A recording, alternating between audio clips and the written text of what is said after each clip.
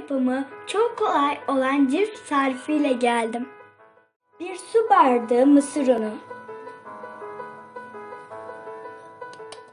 un,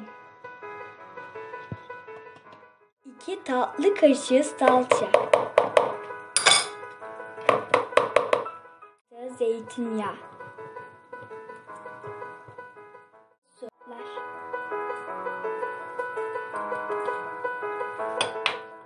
Güzelce karıştıralım.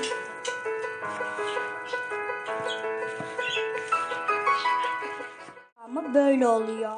Tepsimize yağlı kağıdımızı koyuyoruz. Tepsiye döküyoruz. Dümdüz bir şekilde açalım. Yardımıyla şekil verelim.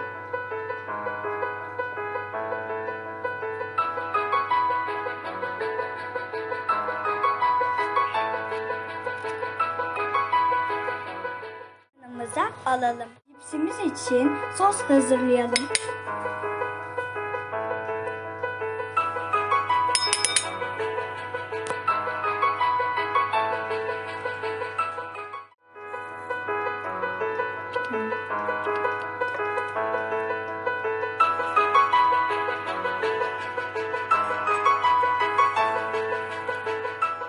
Fırından alıyoruz.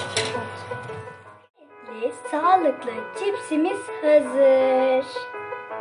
Elif'in mutfağından görüşürüz.